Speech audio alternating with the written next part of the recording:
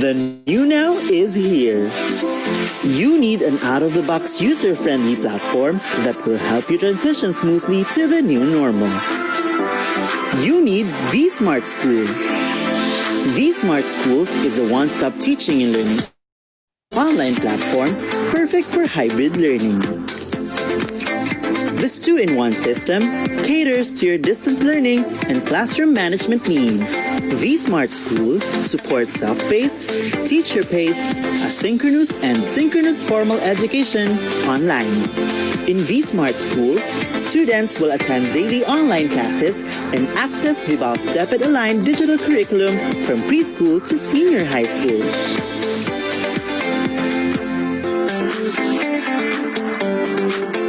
Need content for college? We have them too.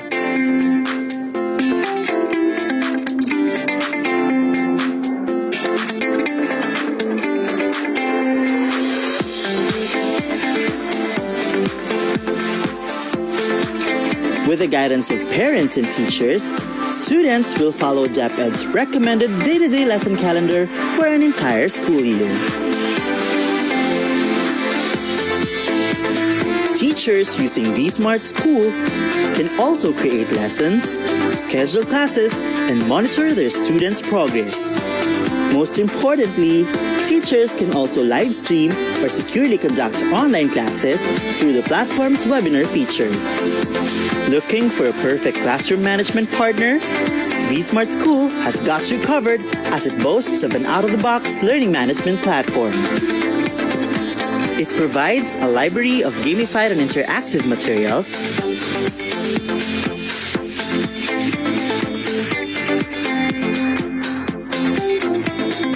a lesson plan repository mapped to the curriculum,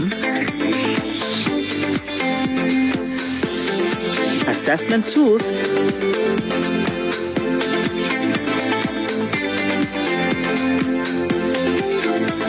and ebooks that feature augmented reality technology.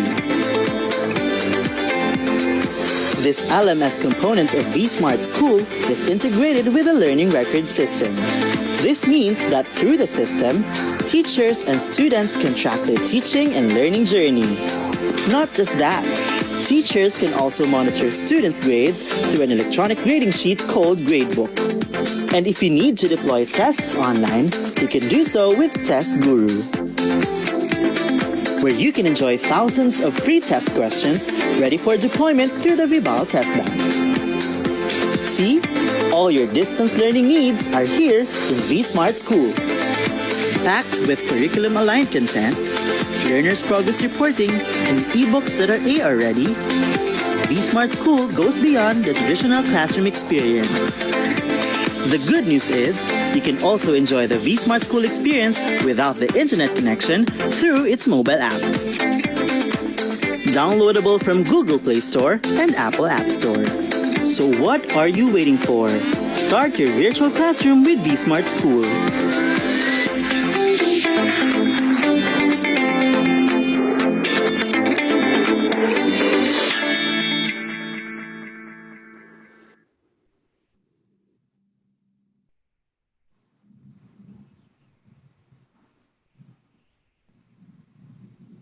Good afternoon, Kavibal, and welcome to our GEC webinar series.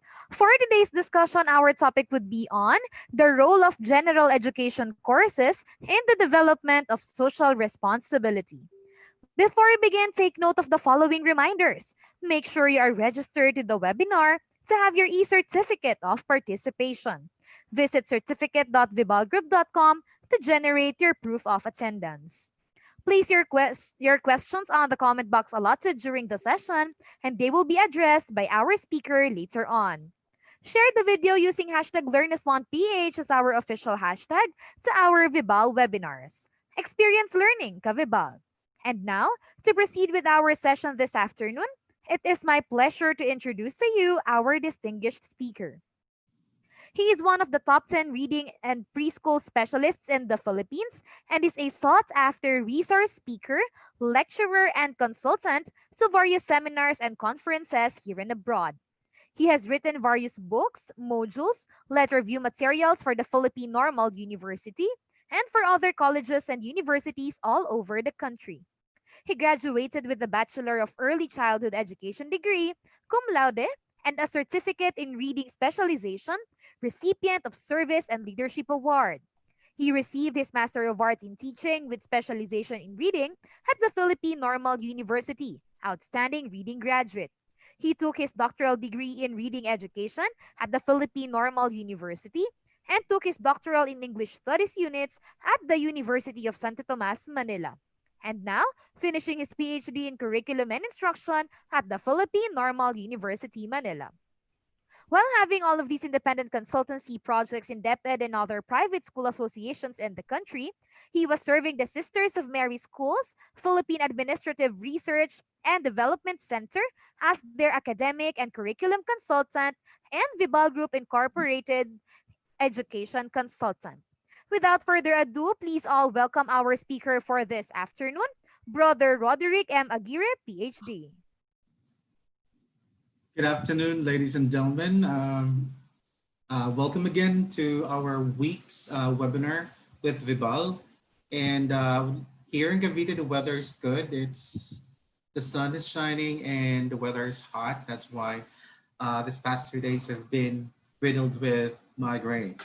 To start with, I would like to share to you my PowerPoint presentation of the topic assigned to me today. And my topic is all about the role of, sorry, let me flash that first. All right, the role of general education courses in the development of social responsibility.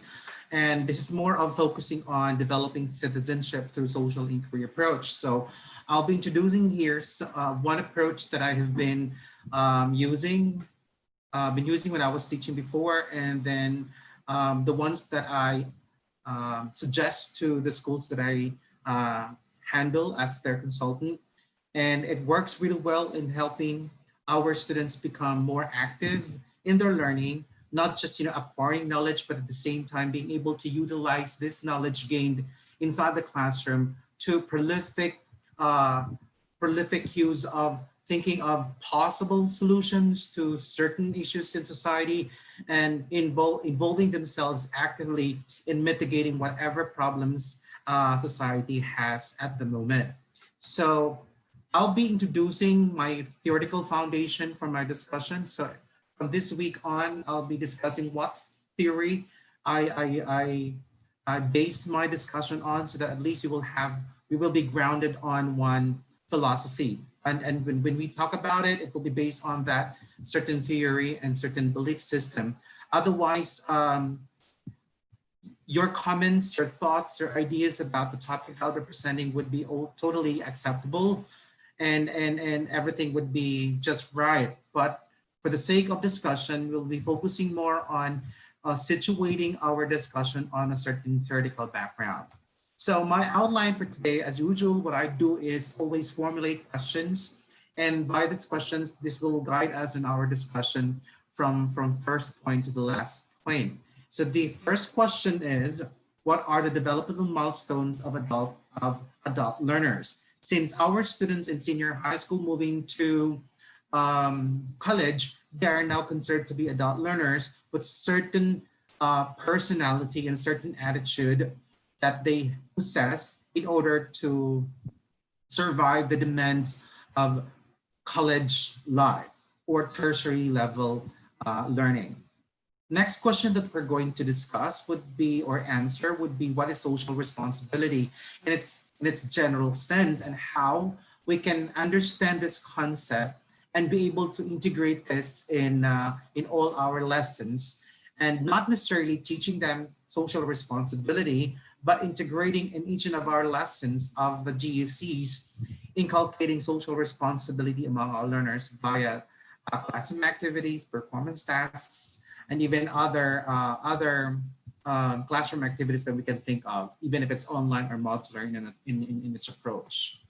And then the third question we're going to answer would be, how can the general education course or courses help adult learners in the Philippines develop social responsibility? What is the role of this general courses? Are they there just to give our students general courses before taking majorship, or it's a redundant subject that they already took in the senior high school? We need to understand this, why the general courses are there in the collegiate level before taking major subjects. And the final question would be, how can social inquiry approach, or SIA, lend in developing social responsibility among adult learners in the Philippines? So I'll be introducing one approach, and then on Thursday, I'll be introducing another approach with another theoretical and philosophical foundation. This afternoon, I'll be using Erik Erikson's psychosocial theory in the development of personality across social stages or developmental stages, in helping us understand where our students are right now as an adult learner, where they come from, and what are we supposed to do during their college days, and with the help of the GECs, of course, and how we can help them become more confident and more independent learners, but at the same time, they become more involved in our society, hence thereby developing social responsibility. Then after that, we'll have a little bit of workshop. I didn't put there the the bullet on or the number on workshop, and I'll show you a simple workshop how SIA can be utilized and be developed via online or via modular approach, so we can help our learners traverse over the general education courses, but at the same time developing social responsibility. Because for me, it's nothing that we teach our students knowledge if it cannot be utilized for changing their behavior and helping them become more contributing members of our society. And finally, we'll have conclusions, implications of the things that we discussed today. So let's begin with the first question. What are the developmental milestones of adult learners? So I'll be using the developmental milestone as enumerated and listed by Erik Erikson's psychosocial development theory. And we're going to discuss this in passing, just to understand who our students are and where they come from and where they're headed. Okay. So according to Erikson maintained that personality develops in predetermined order through 8 stages of psychosocial development from infancy to adulthood. During each stage, the person experiences a psychosocial crisis which could have a positive or negative outcome for personality development. The GECs, or the general education courses, would somehow come in as a way of helping students who may not have acquired the necessary knowledge, necessary value system in order for them to thrive in the collegiate level, but at the same time be able to function in society. So it doesn't mean that our students are already in college, still they will be focusing on learning, but they're already adults. And whether they like it or not, society has already assumed tasks, responsibilities that they should assume in society. All right. So Erik Erikson somehow lends us an idea of how to understand our learners. Also, by this explanation, so our students in the collegiate level are now roughly around 18 to 40 years old after senior high school, and they are now in the stage of intimacy versus isolation, where if we help them understand, use GECs, the general education courses, to develop who they are, gain knowledge, and at the same time modify and refine their value system, then they will gain what we call as, they will learn the value of love. Now, the value of love here means being able to establish relationship, not necessarily just intimacy relationship, but being able to establish relationship with other people and be able to work with them, be able to trust them, and collaborate with them in order to pursue a common goal. It could also pertain to love means also intimacy of relationship.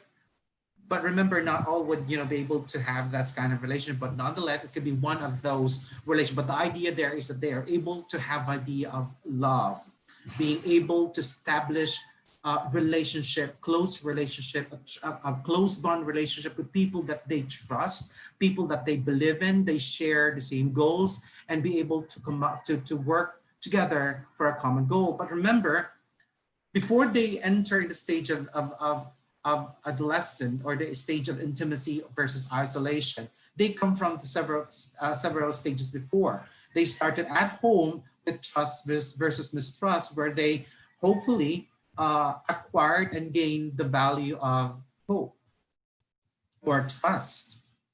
And then, of course, as they progress in life, they will now go through autonomy versus shame. If family would allow them to explore the environment, play, and then explore their abilities and capabilities and what they're capable of or not capable of, then the students are able to develop autonomy and thereby acquiring also the value of will. Means they do things because they know and they can do it. Next would be initiative versus guilt. Now, as they progress through 3 to 5 years approximately, our students now are now ready to enter getting to enter, is now getting ready to enter formal education, but they're still at home mostly at the time. And this time kids center on play and games and socialization with the age group. And because they want and have established schedules at home, and then they get to know that they have a purpose, all right? If they are trained at home to do things at certain times, certain things that they can do at a certain, because of their age level, and they're allowed to play, and then based on their play they are able to do certain tasks on their own, and then kids develop a sense of purpose, all right? That's why I have that icon, knowing where to go, purpose. Then as they enter school, they now learn, you know, academic things formally, concepts formally at school, and that's why they get to learn to be independent. And that's now industry versus inferiority, and that's where they learn the competencies. And if students learn a lot and teachers support their learning via, of course, their learning styles, and supporting them to migrate from their own personal learning style to other learning styles that, you know, may be applicable to various situations that they will face with later on, students feel competent in doing things on their own. And then as they progress to 12 years old to 18 years old, they will now have identity versus role confusion. As they socialize even more to their age group and to their peers, they're able to acquire the value of fidelity. Fidelity here focuses more on locking on responsibility and somehow getting an idea of their roles in their family, roles at school, and a role of who they want to be in society. Now, if all of this are taken care of, it is easy for us to handle students in the collegiate level. They will be considered as students who have purpose in life, students who they know what they want in life, but students who did not go through positive reinforcement and positive scaffolding from the society they come from, the family they come from, I think we have a lot of students who will be struggling so much on the collegiate level. And I think the K-12 program is designed in such a way that all of this, the stages of psychosocial development are somehow met. But remember, as teachers, we need to develop this values, hope, will.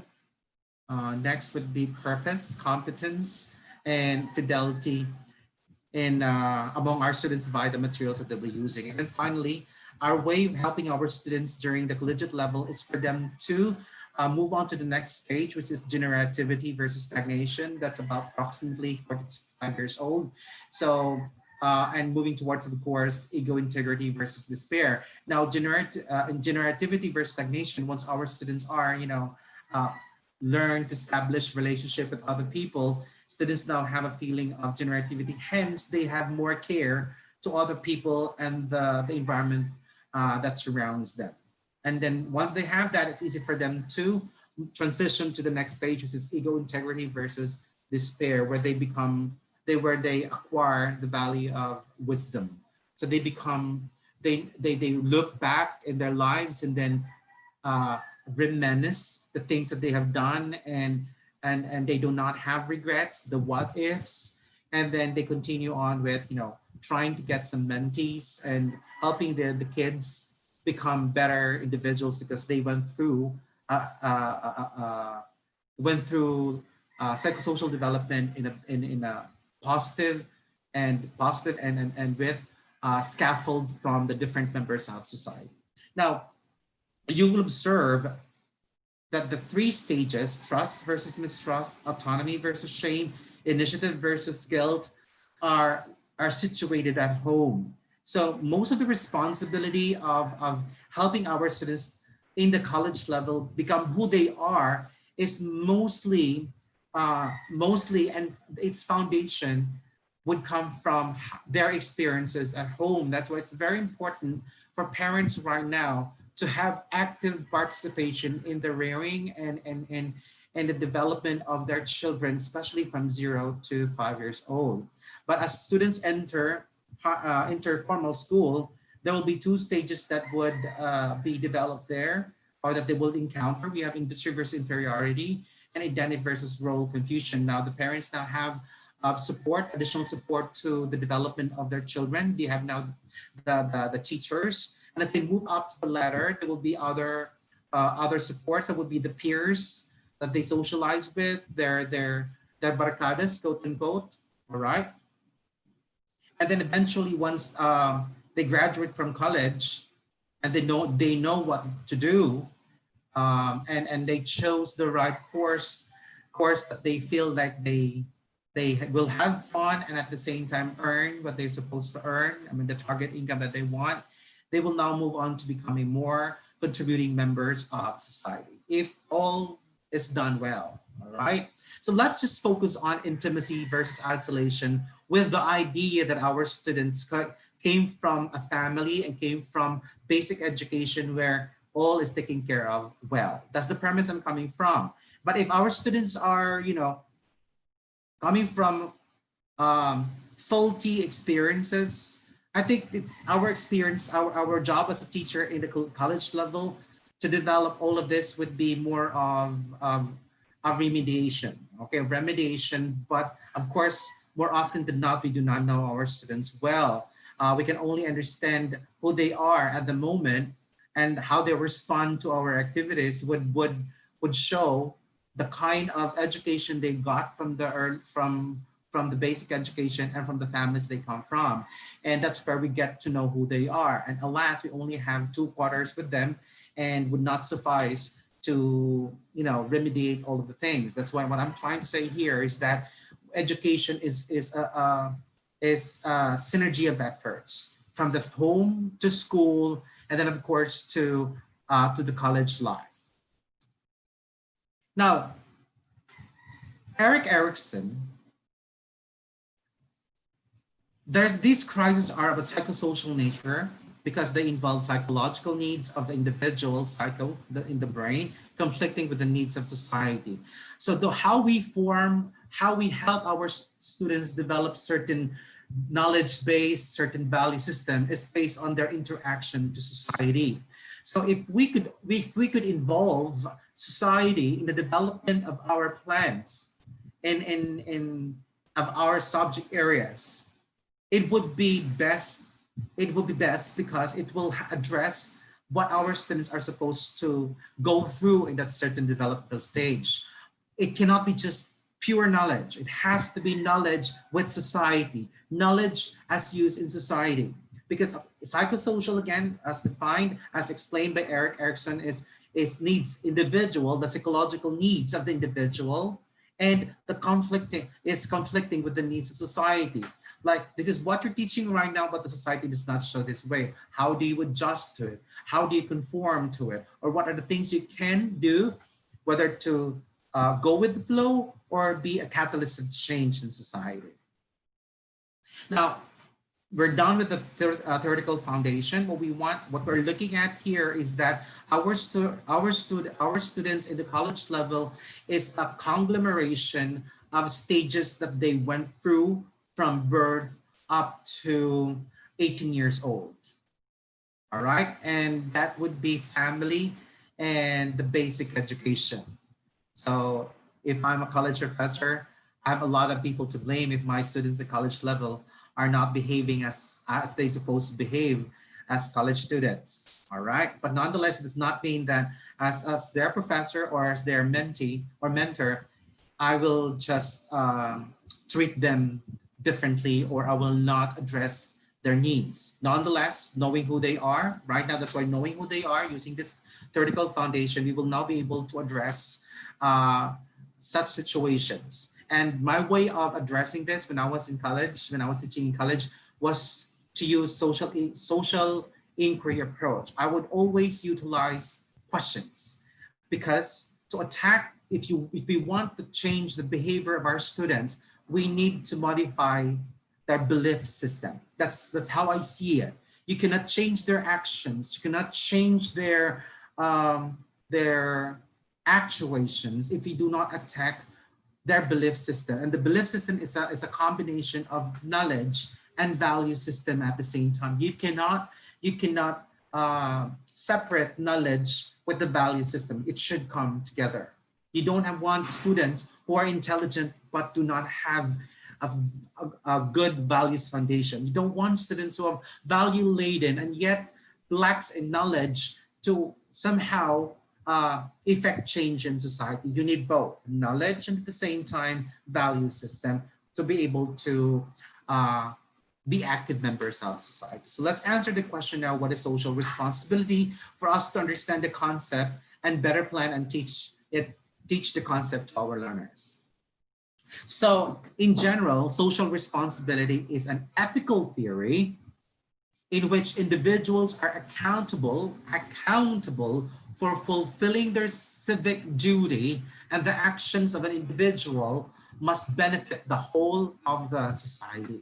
So we need, in the sense of making our students understand the concepts embedded in the different subjects in the general education courses, we also need to inculcate certain values for them to be able to understand that such knowledge gained from the GUCs should also benefit them in order to help the society in general, not just themselves, but in society in general. If they land on a great job, they become good, they become part of an institution, they become contributing members to the economy of the country. And then once they are contributing members of the country economically, they move on to other responsibilities like becoming members of a religious group, becoming members of a certain advocacy campaign group. They become more active in solving and addressing certain issues in society. But if our students are not able to address their own individual needs, like need for relevant knowledge, need for refinement and acquisition of good sets of values, then we have failed our students. Students do not fail on their own. They fail because somehow the members of the society, the family, the educators, and the planners, the curriculum planners, failed to consider how they can be addressed, how their needs can be addressed at a certain developmental stage. So social responsibility is gained via helping our students gain knowledge from the GCs, but the job of the teacher now is to think of what values is appropriate to the lesson and ask students to transfer what they have gained from the lesson to solving certain issues in the society. But remember, it's a teacher who plans that. It's that the students will not be the ones to think on their own. Otherwise, some of the students will have their own individual interpretations. Although it's acceptable, yes, individual interpretation, but still planning is better than nothing at all. So for social responsibility, the idea there is that there must be balance between economic growth and welfare of society and the environment. It cannot be just pure economic growth at the expense of other people and at the expense of our environment. And that's what's happening in the Philippines right now. And that's why I'm happy that Vibal came up with this topic about social responsibility. What we want for our students, in not just in the college level, but in the senior high school level to the college level, is for them to understand that, yes, you need to work, you need to earn a lot, but not just for yourselves, but also to be able to help other people and help our environment. A good example would be what's happening to our agricultural lands right now are being developed into industrial areas, industrial buildings. We build industrial out of agricultural lands, and we develop some of the lands and make it more modern and highly paved, and that's why we have a lot of floods during rainy season, because we do not have a good drainage system. And I think it is caused by officials, government officials, who are very intelligent, but probably require or lack certain value system to be truthful, to be responsible in their office, which means for them to be able to help the people that they are supposed to serve. So we need engineers who are good engineers, very intelligent engineers, but think of ergonometric designs that would not destroy the environment, but would conform to the environment and help the environment thrive. We want doctors who are not creating viruses, so just to be able to get recognition that they were able to create a new type of virus that cannot be cured, and so on and so forth. That's not good. We want doctors who are able to address health issues and help other people, and that's what we want. Very intelligent people who care for others, who care for themselves and others and the environment. And that's social responsibility. Now, to address our third question, we have, how can the general education courses or GECs help adult learners in the Philippines develop social responsibility? Now, let's look at how the general education courses lend itself to helping develop social responsibility among our adult learners. So our students, of course, in the senior high school and in the collegiate level should be treated as independent. They have their own minds. We need to help them speak their own mind, because and be able to talk and be able to partake in conversations where they're more adult learner talk than teacher talk. And like for, say, probably elementary and high school, that there would be more, there would be teacher input, a lot of teacher input, because students are still gaining knowledge and information. But as they enter senior high school, transcending to college level, they need to be able to search for information on their own. And when they come to the class, they have already researched enough information and talk about those. But then again, searching and researching information should be guided by the teacher, and that's why later on I'll be sharing to what I did when I was in college, when I was teaching in college, and what I usually do to help our students develop social responsibility. So say these are some of the GEC subjects: the language and literature. There's also called literature, language and humanities. We have the mathematics general courses. We have natural science general courses, information technology, we have physical education, other mandated subjects as well, and many other. I've just listed 5, although there are still many. I'll just, giving you an example. Let's say literature, language and literature, mathematics, natural science, information technology, and physical education would somehow be used as knowledge base for our students to start talking, all right? So that the necessary information, the relevant information needed for them to be able to discuss certain matters are already been taken care of. For me, it is not, it is futile for a class, whether it's online, whether it's face-to-face, to happen if the students have not researched in advance or read in advance information relevant to what we're supposed to be discussing today.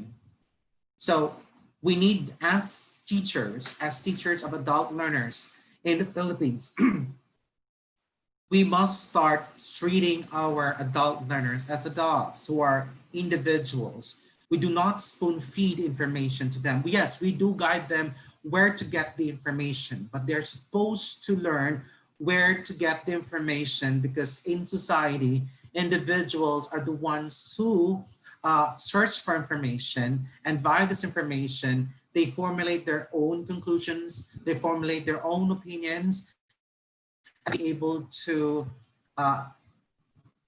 refine, if not also gain more values in order to address certain issues in society. So these subjects, the GEC subjects, are really important subjects in college before taking major subjects, so that somehow we refine the attitude and the mentality of our students towards themselves, towards others, and towards society. We're supposed to help them become more adult than early childhood, or from late childhood to adolescent to adulthood. So it's a transition for them that, hey, you have to take things seriously right now. If way back when you were still in elementary and junior high school, you take matters like most of it would be just, for fun and all. Yes, you can still have fun right now, but things are more serious. As an adult, you are expected to have to play a role in society. And when we think of examples, say for language and literature, we need to think of an example situating our students in certain issues where language and literature is at the fore. A good example would be right now is the Congress is now having discussions on uh, to eradicate or to how do you call that? Um, to oust, I think oust for the president. They're writing a bill that would stop the bill on the use of mother tongue, multilingual education centering on the use of the mother tongue. They want to uh, abolish, there you go, the word. They want to abolish that law on the use of mother tongue because according to their research, um, it is not helping our students, in the learning process. Well, my point here is that it's an issue right now. So if we want language and literature, we can discuss, say whatever, that, let's say our topic there is on language acquisition, second language acquisition, and so on and so forth. We may want our students to, you may want as a teacher to use that issue in the lesson and then use the input as basis for students to be informed in their opinion instead of coming up with their own opinions without proper basis in coming up with their own decisions given the issue. And that's what we want. But remember, it's not just knowledge. It must be also certain value system because the value system here is we would like our students not only to see that the things that they're gonna do would only gain certain few people in society, but what they should think would be the common good of the Filipino people. So at that point, the GECs are designed in such a way that it helps our students gain the necessary knowledge, that's the icon, the brain, and the necessary and refinement of their value system in order for them to have better relationship with God. Now, the God here does not necessarily mean Catholic faith. We're talking about here faith per se, where they hang on to their faith, be it it's Islamic faith, be it Catholic faith. It could be what are religions that we have? Bible Baptist, Mormons. We have the Reformist, or we have the Aglipay churches. Whatever religion our students have, we don't quarrel with their religion for as long as we help them in the subjects, help them strengthen their relationship with their faith. The God there pertains to faith. Research shows that students have more faith, stronghold in their faith, have more purpose in life, and they are more caring to themselves, to others, and to the environment. So this is the focus of our discussion. The problem with the Philippine setup is that especially for the state universities, we are bound to uphold that we are non-sectarian. But being non-sectarian does not necessarily mean that we are not going to help our students establish relationship, but we just have to address all types of religions in the class. And that's why as teacher, it's very important for us to know the religious affiliations and the faith system of our students so that at least we can address that while planning for the lessons, all right? Once they have good established belief system based on their faith, now they will have a strong relationship with oneself. Our job, our responsibility in using using the GCs is also to help our students understand who they are and be comfortable of what they're capable of and things that they're not capable of. But if there are things that they're not capable of, perhaps by this, they will be able to compensate for those that they were not able to hone when they were in elementary and high school. Just in my case, when I was in elementary and high school, I struggled so much in mathematics. And when I was taking my biology at the University of the Philippines, Diliman, I struggled. The mathematics subject was so difficult for me. But later on, when I took my education at PNU, some of my professors, my math professors, Dr. Golia and other professors, made me understand mathematics in a more realistic, in a more practical sense. And I realized that if I could have just that kind of teacher in my early grades, could probably have shed away my my fear of math. But again, it was not too late because somehow my college professor at PNU helped me uh, overcome my fear of mathematics and my weaknesses in math. And that's why somehow I'm not saying I'm good at it, but I'm functional at it.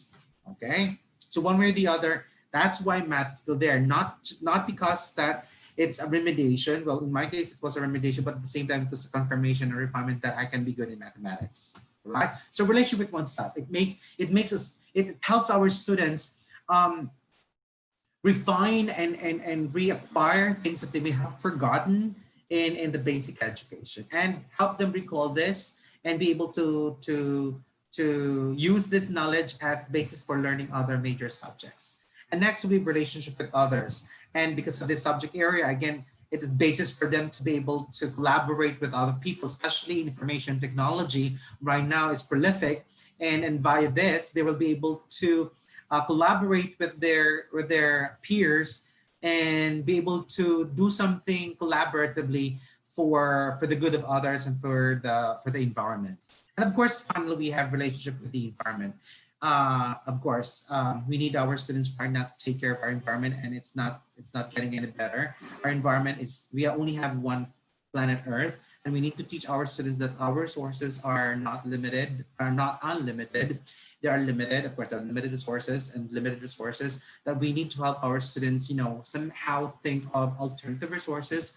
Also, at the same time, addressing certain environmental issues that have been there in our society for decades, and people struggled to address certain these problems. So the GECs somehow help our students establish all of this type of relationship, these personalities, the relationship with God, relationship with self, relationship with others, and relationship with the environment. So here, teachers need to understand handling the subjects in senior high school and handling the subjects for the GECs in the collegiate level is for them to think that how can I deliver? How will I be able to deliver these GECs in a sense that I will help my students establish relationship with their faith and understand who they are, relationship with the self, and be able to collaborate with others, relationship with others, and use this knowledge in order to address certain issues in society and the community and the environment in general.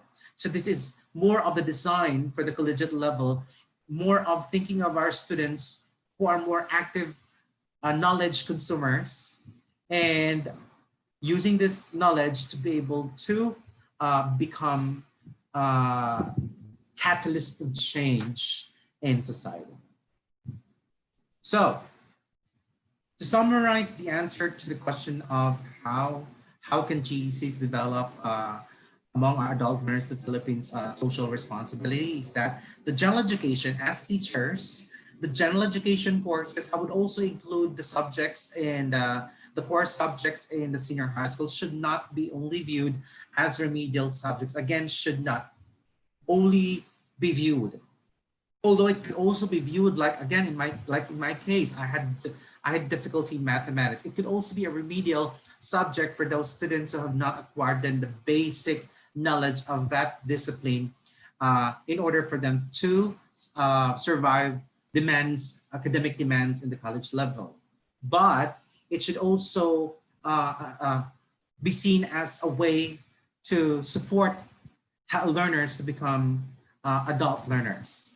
So the general education courses or subjects should not only be viewed as remedial subjects for students who may not have adequately acquired the necessary knowledge and values-based in the basic education. These courses must be treated as a transition for students to modify, refine, and affirm their knowledge base and value system value system in order to become confident, independent, and conscientious member of society. I know that a lot of teachers out there feel so bad that, especially those who are handling major subjects, that there are still GE courses or general education subjects in the college when there are already other subjects offered in the senior high school. So let us not see this as these subjects as a hindrance to for students to learn the majorship or the major subject, but it's a more of an offering in the college level so that our students become more prepared in facing not just the demands of the academic demands of the university or the college, but also the demands of the society of the university and the college and the society outside that institution, because our students are now contributing members or adult learners in our society. So how can social inquiry approach? This is an approach that I've been using as I led the development, the developing social responsibility among adult learners in the Philippines. So this is what I want to introduce. The question is, how do we use GECs and in what way? So I'm introducing to you social inquiry approach. I know a lot of you are well versed with inquiry-based approach. The social inquiry approach is a more refined, a more specific type of inquiry approach to teaching. It utilizes certain social issues and using it as a platform of other discussions, of discussions in the lessons in the general education courses. So let's now have social inquiry approach. It is more of crafting questions that lead to deeper knowledge about society and citizenship in any subject for that matter. And it works well with social sciences and humanities, even languages, and even mathematics per se. Okay, so these are the elements of the social inquiry approach. So there are two goals that we would like our students to accomplish. We want them to gain information, but at the same time be able to transform this information into citizenship goals. A question would be why the question, this type of approach addresses questions from our students like, why am I learning this? What is this for? Will I be able to use this in my daily activities at home, in society? Would this help me become a better person? Will this help me become a better individual in society? Would this help me land a better job? Will this help me? These are, and so on, and many questions string attached to it. And this approach, one way or the other, help address these questions from our students. So first, the informational goals, and then help our students from these informational goals and transform that so that they, gain citizenship, ownership of information, and use that to become more active individuals. So here, instead of providing students information, okay, instead of providing with the information, like in elementary and high school perhaps, what we do is we help them find out information. I remember remember my professors before in college, they would give us a syllabus and then required readings and then read that in advance. And then there will be a schedule as to the information that we're supposed to read, to have topics that we should have read and researched, so that when during that schedule, we will be able to contribute to, and mostly the teachers would be using questions instead of, the teacher discussing about information, basically lecturing. There's more of a discussion using questions. So our teachers then would give us that guide, but the syllabus now would be, what I use would be questions, all right? And some of the questions would be help my students to transform this information to exploring the values and perspectives. So I will not have only just questions, asking questions about certain relevant information that they will gain from the subject, but also integrating questions that would somehow help them look into themselves and question whether their value system is appropriate or needs refinement, or it's a confirmation that somehow affirms what they already believe in. So we need to have questions not just on information, but also exploring their values and perspectives. So we cannot do that if we do not have issues. All right. So we have here also considering responses and decisions. Like, so with the issue system that we have, we can now ask students to focus on how will they decide, knowing this now after the lesson, you know all these facts, you know all of this information.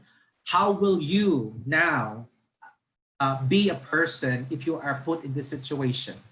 So one way, empathizing, I think, empathizing, helping our students to empathize and coming up with empathize, but it's a difficult task because you need to come up again with a situation, all right?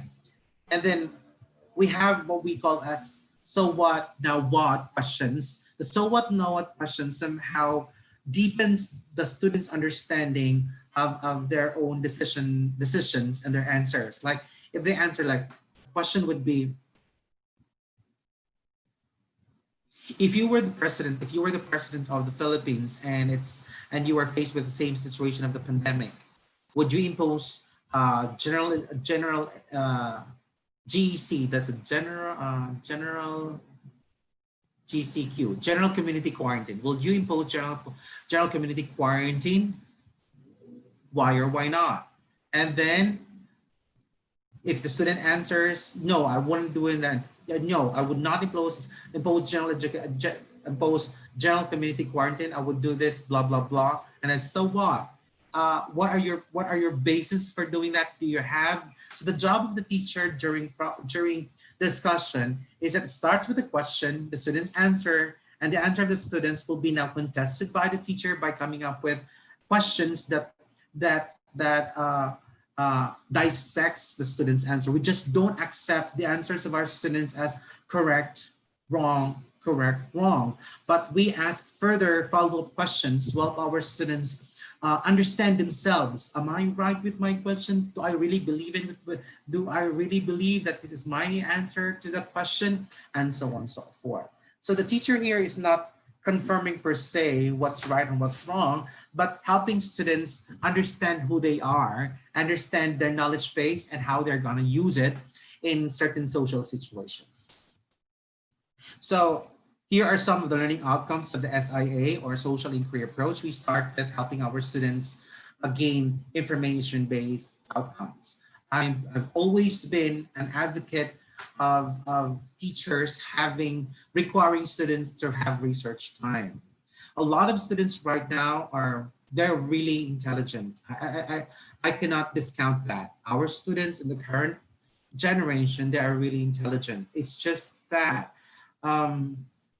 they become so lazy because information is easily gained through the internet and so on and so forth. But if we somehow come up with certain parameters as to how much information should be taken from the internet, how much information should be taken from books, from newspapers and so on and so forth, at least coming up with those parameters will help our students widen their parameters and perspectives in looking for answers to certain questions, not just one source. Okay, so what we want our students here in the SIA is that to help our students become independent seekers of information. All right, that they do not just rely on one source, but they have to verify this information from other sources so that they know that the information that they're actually digesting is actually verified or verifiable by other sources of information. So that's gaining knowledge, helping our students. And remember, teachers, you are supposed to come up with guide questions, just questions to help them look for answers to these questions in various sources. So what the tendency for some teachers would be is to give input to this. All right, to give input to this information. For the college, the senior high school, and for the college level, we are supposed to help them gain a lot of research skills. Where am I? What happened? All right. All right. So once our students already have gained certain information, now it's time for us to have certain discussion. So we utilize what they have researched, but we would like to filter out also their value system. So some of the questions that we formulate is to help our students gain values-based outcomes. So social inquiries on what people value are found to be important. Like, say, your lesson is about cultural diversity of the concept of beauty, right? The cultural diversity of the concept of beauty. Say you would say they have research on that and so on and so forth. All right, say, could you say that people in Sudan who would pierce their ears, and consider it as their standard of beauty, be considered your standard of beauty? So our questions would be helping our students gain other perspectives, not just their own perspective, but also looking at the possibility that there are other perspectives, meaning perspectives, because perspectives and belief system would come from the cultures we belong, the society we belong, and what's moral and what's acceptable in one society may not be acceptable in other society. And it doesn't mean that we have to quarrel. We need just to understand where they come from and respect that. And we need to understand that by making questions, by asking them questions constantly and contesting their answers is helping them gain other perspectives other than their own. And then once we have that, we need to transcend what the information that they gained, and then the values that they have refined during discussion is for them to be able now to see the importance of the lesson to society and how they can utilize this knowledge in society. So we need to integrate social issues. It could be a prevalent issue that has not been addressed in the Philippine society for quite some time. Not just the Philippine society, perhaps, but the global society. A good example would be global warming. I know, maraming nagsasabi sort of Filipino. When there were times that I would use global warming as an example. Another one would be example of preferences and culture shock and racism. A lot of some of the participants would tell me that, sir, gasgas na po yung mga pinagsasabi, ang mga binibigay niyo sa amin ng mga topics na mga issues. And I said, yes, alam pong gasgas na, pero hindi pa naman sila na-address. Ang problema kasi sa atin, once we are hindi ang social inquiry approach, this developing social responsibility is not we tell our students that it's not enough that you talk about it. It's not enough that you come up with laws, come up with campaigns. What we want is tangible actions actually happening in society. That's why it's called active membership of society. So the question would be now, knowing that there are different standards of beauty, what do you do now with the commercials showing that the standard of beauty in the Philippines is just, women with fair complexion, that women should be petite and should not be obese and should not be plump, and this is the shape of the body. How do you now address these commercials that is being aired out in major television companies, broadcasting companies in the Philippines and abroad? These are the things that we need our students to become. All right, they're not just knowledge consumers. They don't just debate about information. They don't just, once they're done talking about it, the problem is still there. Another issue that a lot of people would say, gas-gas na po, is the issue on poverty. I know the gas-gas na po ang issue on poverty, but have we addressed the issue on poverty? Access to education, to free education. I know gas-gas na po, but then again, there are prevalent problems in the Philippine society and the world which have not been addressed yet. But we have already lots of research, a lot of information, relevant information that would help individuals, a lot of people address these problems. What's happening is that a lot of people would would come up with, ako lang po ha, ako lang po ito. Ano itong ginagawa ng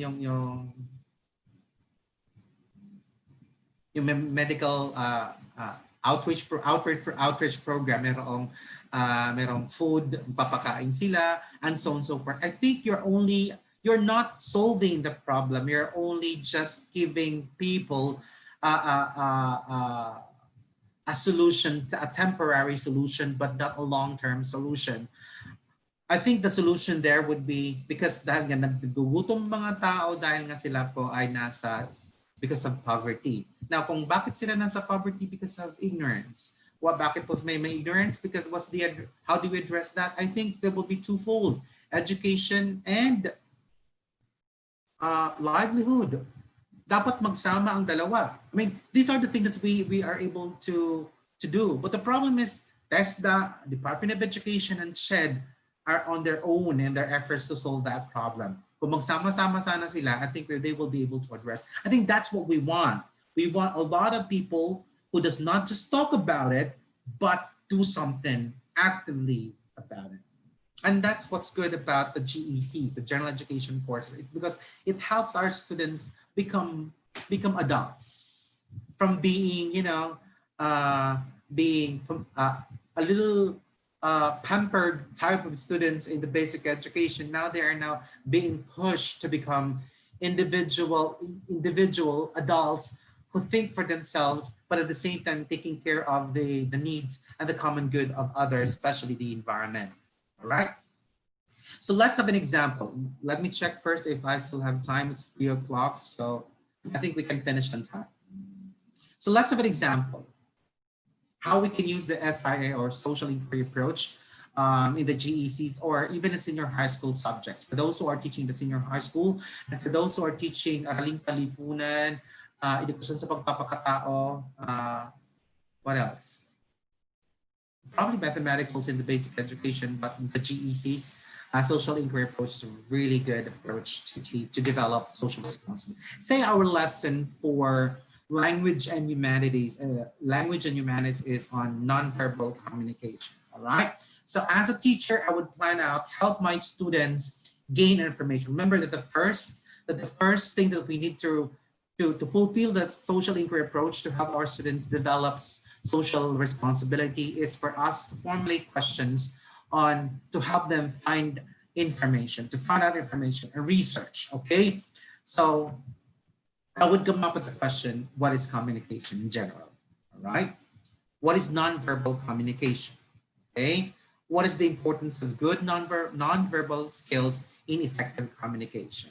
I could probably do this for individual. I would ask students to individually research this, and then I will have discussions on this. Or you can have groupings like group 1, so collaboratively working on what is communication and so on and so forth. And there will be, I will ask them to sit and I would ask them to be the knower and I will be the knowee. So I'll be asking questions from them about what they have researched. So somehow it becomes more of a discussion, not a lecture. So the questions are formulated by the teacher. Teachers would formulate these questions, but again, create parameters. I would say you can get 3 sources from the internet, 3 sources from the internet, and 5 sources from the book or reference books with the years.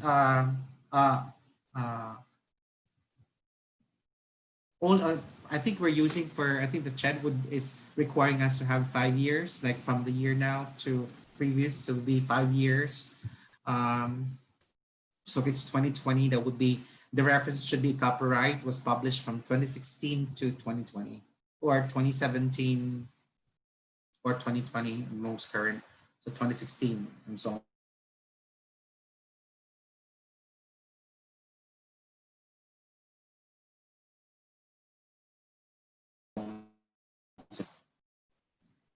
Hello.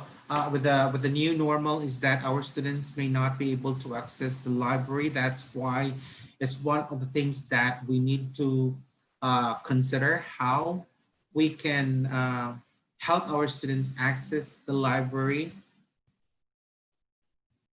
I think if you have an online library, you can do that. But if you can have a memorandum of agreement, especially for the tertiary level. I think you already have your online libraries. But for the senior high school, it's best that you have a memorandum of agreement with the universities and colleges near you, so that you can also access, you can ask them to allow your students to access their online library or e-library. So say these are the questions for the find out information. And you will also have questions for the exploring values and perspectives. So the questions that I will formulate exploring values is always remember it's utilizing the information that they have researched about the topic, and then also helping them put that into use in terms of questioning who they are, how they do things, and how they deal with other people. So here's some example questions that I came up with for exploring values and perspectives on the topic nonverbal communication. How do I refine my nonverbal skills to become an effective communicator? Or you can ask, how do you refine your nonverbal skills to become an effective communicator if you don't want the I persona? And another question would be, how do I understand others through their nonverbal cues and their cultural background? So somehow I am now able to help my students transcend from knowledge base to helping them have good relationship with themselves via the topic nonverbal communication and with others. Look at the question again. How do I refine my nonverbal skills to become an effective communicator? I think they can have that. They can refine their value system on the use of nonverbal communication, because I have a question on what is the importance of good nonverbal skills in effective communication. I guess that knowledge base will help them somehow investigate their own value system. And how do I understand others through their nonverbal cues and their cultural backgrounds is helping our students understand others. And I added cultural backgrounds, others, because of other perspectives. So not just others within their own particular culture and society, but also the perspective of other people in other social, in other society with different cultures. Then once I'm done with that, I will now ask my students to situate what they have gained, what information and values that they have gained or refined in making responses and decisions on social situations. Like my example is, how do you use nonverbal cues in the following situation? 1, formal interview. Next, family gatherings. Next, advocacy campaign presentation and political campaign. So I would now ask my students to, if I started with groups in finding information, so group 1 is what is communication, group 2, what is nonverbal communication, group 3 and 4 would be what is the importance of good nonverbal skills and effective communication, and so on and so forth. I would have now group 1 formal interview, group 2 family gatherings, group 3 advocacy campaign presentation, and then political campaign. So what happens here is that you can see the transition from just knowledge of the general education subjects to using this knowledge base in evaluating who they are as a person, their belief system. And then once they're able to refine their belief system, they will now be pushed to use that in social situations. I know my social situations are a little bit generic, but it happens most of the time. The formal interview, family gatherings. Family gatherings are constant social situations that our adults are faced with. Advocacy campaign presentation, with the situation right now in the Philippines, they have a lot of advocacy campaigns, especially on the environmental, Save the Environment campaign, advocacy campaign, and so on and so forth. Even Save the Waters, Save the Lands, and so on and so forth. And we have the political campaigns happening right now in the Philippines, especially with the ABS-CBN franchise issue. These are the things that this is what's good about social inquiry approach for the GECs, because the job of the teacher is to formulate questions for the 3 outcomes: information outcomes, values-based outcomes, and citizenship outcomes. And you can see that there is a gradual transition from just pure knowledge to valuing to citizenship or to acting. This would help our students think. Okay, remember Eric Erickson. There would be no change of students' social behavior if their mindset is not developed or is not refined. So in this type of approach, via the questions, we refine our students' thoughts. And once their thoughts are refined, affirmed, modified, their value system and the way they would act and interact with other people would be greatly affected and changed as well. And via that, we are, whether we like it or not, we are now helping our students gain and acquire social responsibility without just talking about social responsibility. So social responsibility via social inquiry approach is highly integrated in its design. Okay, so I would like to give you some more examples, but I don't have enough time. I would like to entertain questions from the people out there. So at this point, Kia, I think I'm ready to entertain questions and entertain questions and answer these questions as honest as possible as I can. Yes, Kia. Hi, Brother Ricky. Good afternoon. And we Hi, now have, check. yes po, we now have here questions from our viewers. First question po is from Miss Karen Brinas. Good PM po, sir. How can we develop competence in ethical and moral reasoning and action? Again, I didn't get that. Sorry. Ayan po. How can we develop competence in ethical and moral reasoning and action? Thank you. Yan po. Okay, yes. Actually, that will be my topic for Thursday, where I will discuss morality development among our students. Here is more of helping our students develop the most desirable personalities in order to become social responsible individuals. But nonetheless, it is good. Our students will to develop their idea of what's wrong, what's right, of morality is to come up with is helping them base it on their belief system. If we can come up with integration of stories with paradox or paradoxical stories. Paradoxical stories are stories or texts or selections that forces our students to use their belief system in making a decision whether it's right or what's good. A good example would be the text that I used last time on the, I didn't choose that. It was the father who was the father, the son, and the train. And the father was supposed to, was the one who's in charge of pulling the lever for the bridge so that the boat can pass under the bridge, and supposed to maneuver as well, control the lever so that the bridge would come down again, and so that the train will be able to pass through. It just so happened that his son,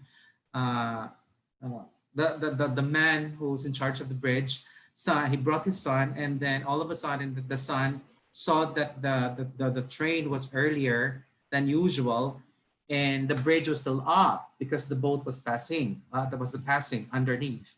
So the boat, the son tried to go under the bridge to manually pull the lever so that the bridge would come down. The problem was that the son got stuck. And at the same time, the father saw what happened and saw now that the train was fast approaching. So he is now left with the choice whether to sacrifice his son or to save the passengers, the many passengers aboard the train. So this kind of moral paradoxical stories or selections can be utilized in our lessons in the senior high school, in the GEC, so that our students are forced to look into their value system and be able to know whether this is the right decision or not. But via doing this, the teachers are able to listen to the decisions and the moral based decisions of their students, and thereby be able to know where their students are coming from in terms of their morality. And later on, once they see, say, medyo simple lang ang sagot ng anak ko, ng estudyante kong to, parang ah, parang mali po yata. Of course, by seeing na mali, saan ka nang galing ng mali? Baka ang pinanggagalingan mo naman ay yung sarili mong morality. Iba ka naman ang bata nang galing sa ibang reliyon, iba naman kanyang standard of morality. So what you can do perhaps is you can always ask questions by saying, why do you say that's the right decision?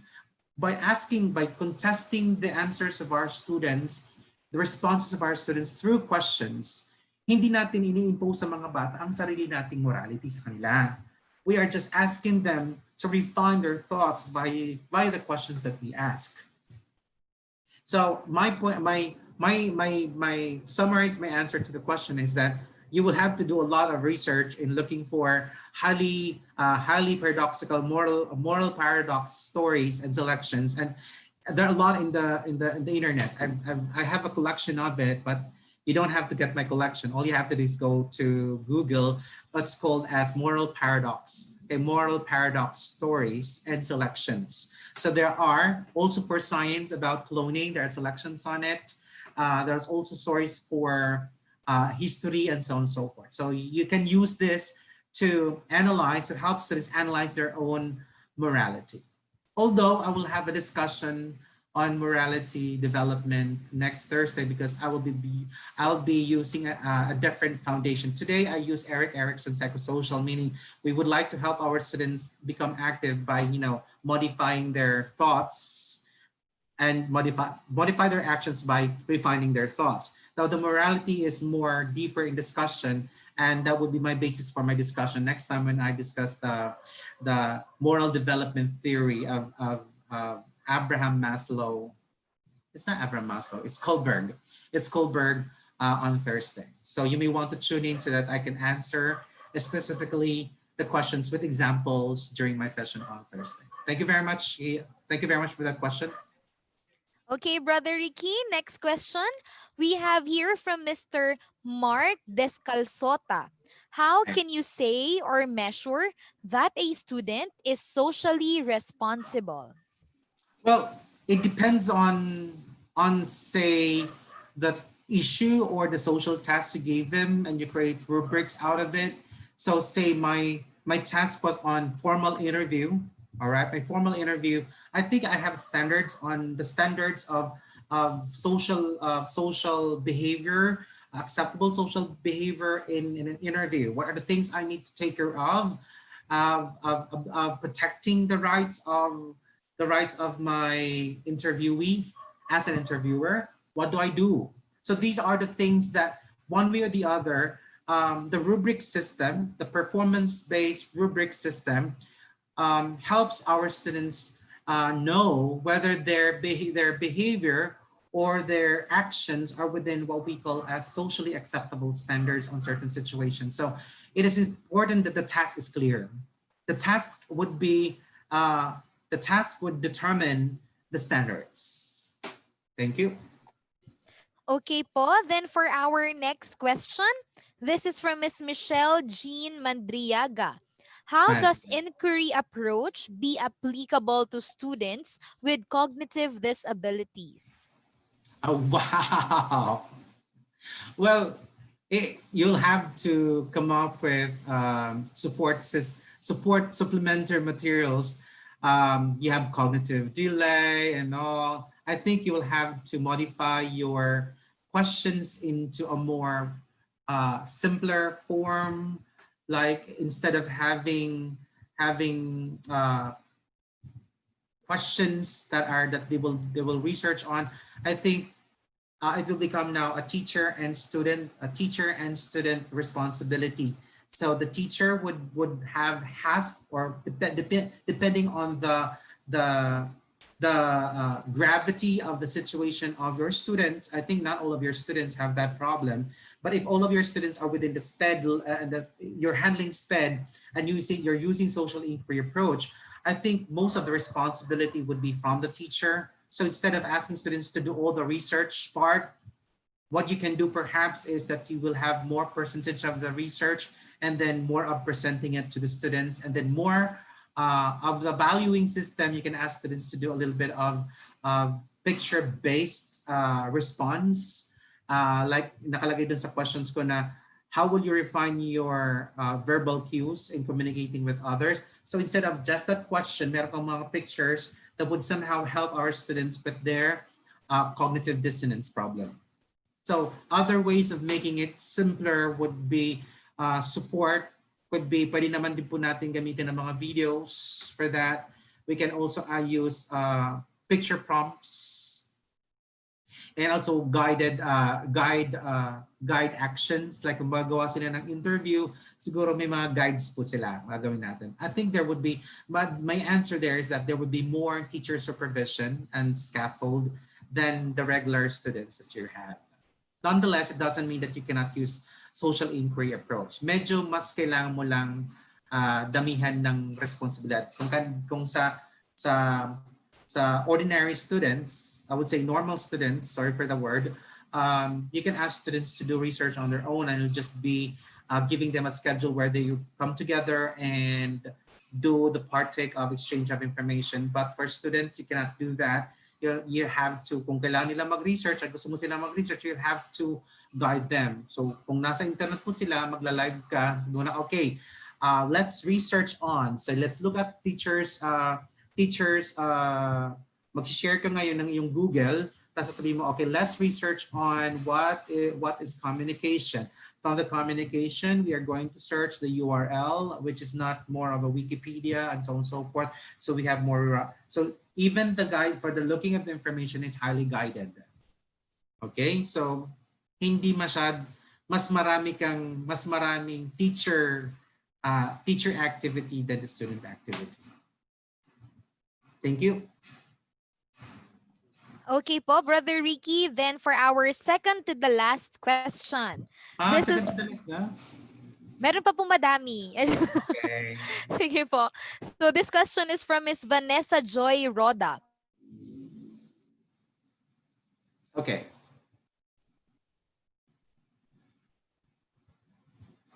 Kia, are you still there?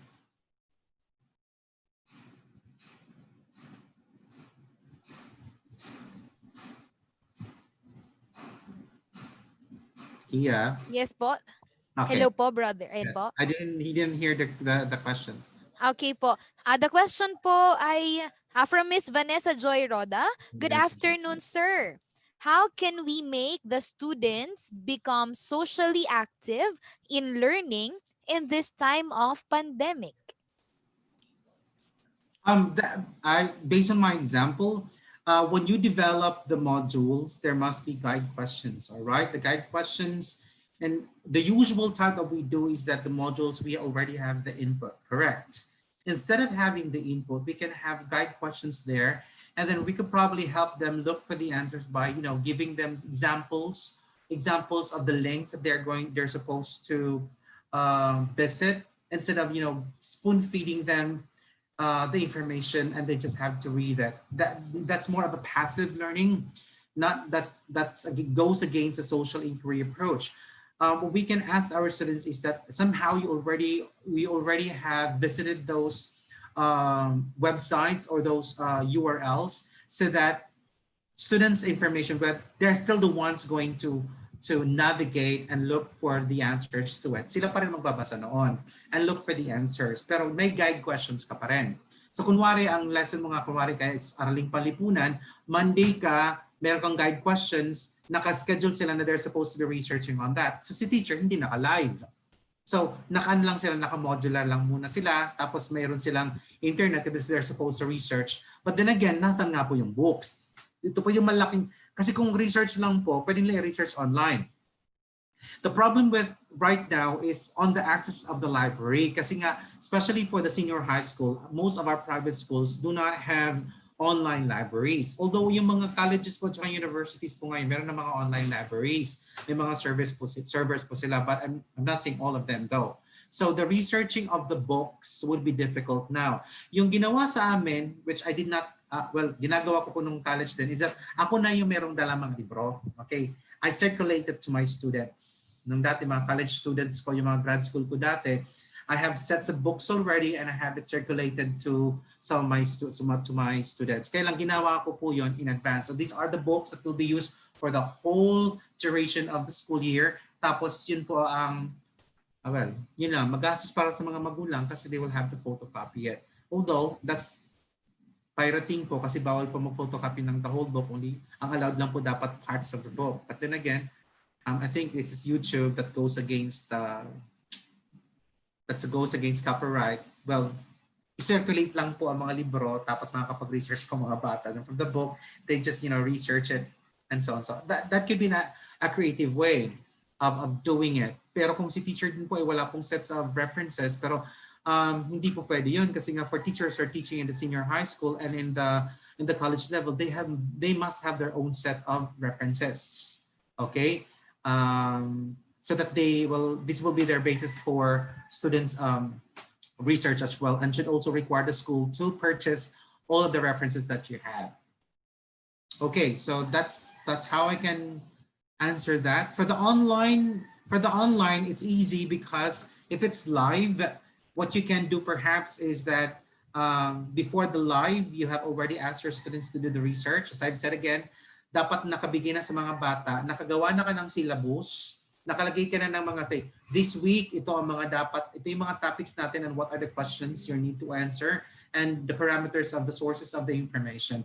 The key there for the social inquiry approach for the new normal is for you to advance, okay? To advance the points, the questions, the topics that students should be able to research in advance before the topic is discussed.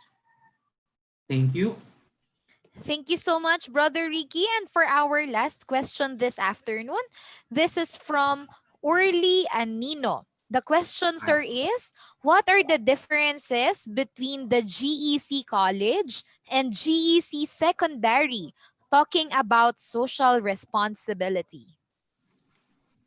The GEC of college and the GEC of secondary.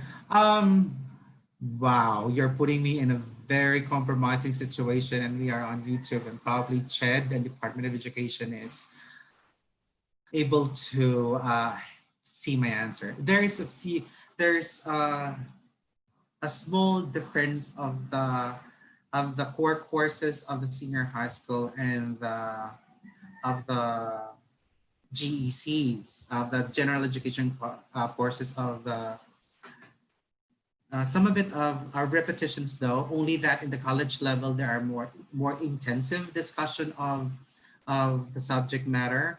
Unlike for the senior high school subjects, there are more, the core subjects, it is more in general perspective.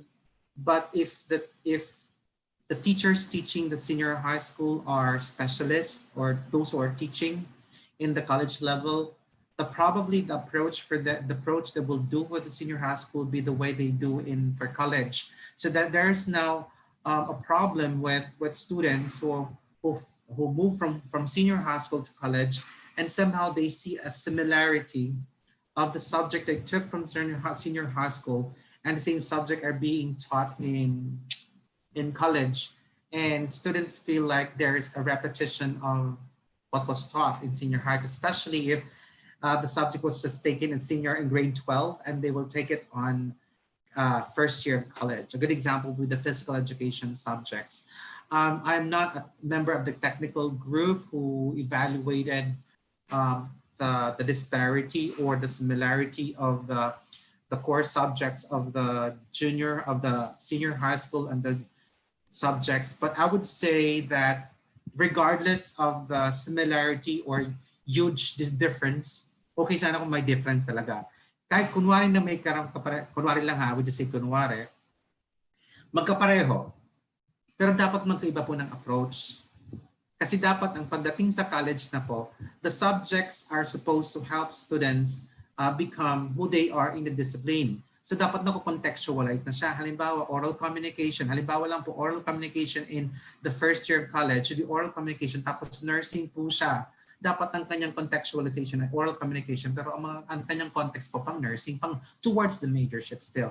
I think that's what I see the huge difference in the approach and the context of which the general education courses in college are treated as opposed to the core courses and the subjects in the senior high school. Thank you very much.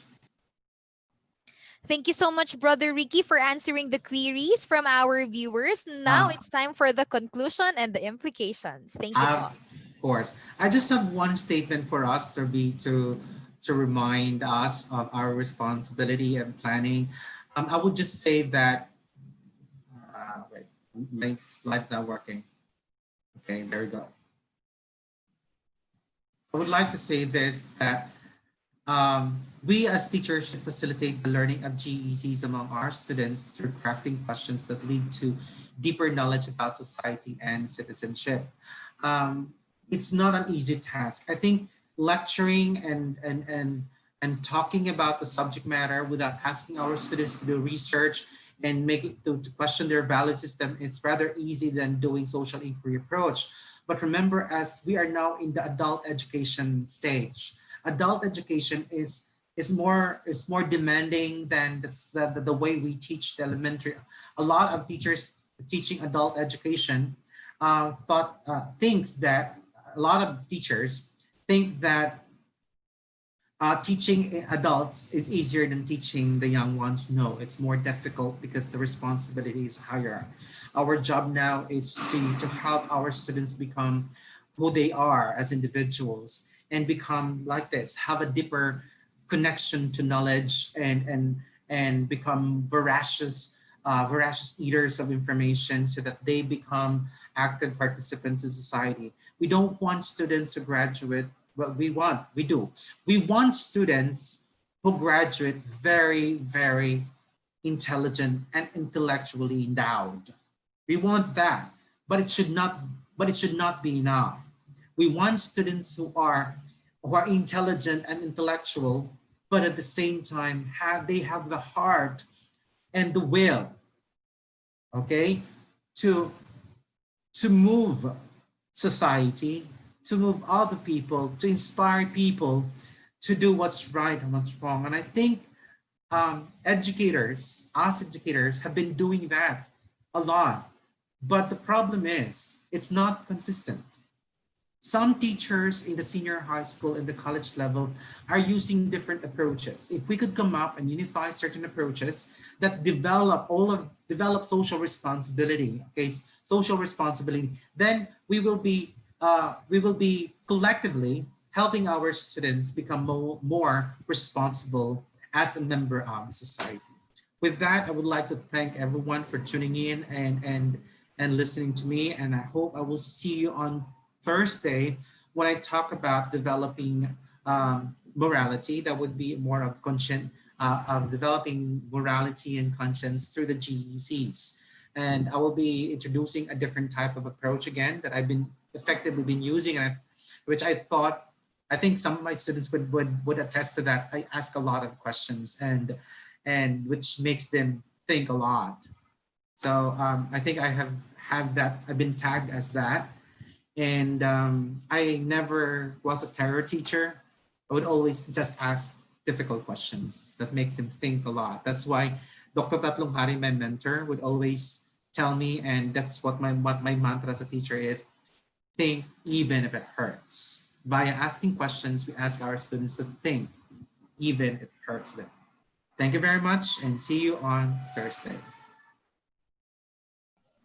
There we have it. In behalf of Ebal Group Incorporated, thank you so much, Brother Ricky Aguirre, for spending your Monday afternoon with us. And definitely, we will all be waiting for Brother Ricky's next session on Thursday. Yes. And of course, thank you as well to all our Kavibal viewers who tuned in this afternoon. We're hoping to see you this week for the next series of our GEC webinar learning sessions. Once again, thank you so much and have a great day. Have a great week ahead.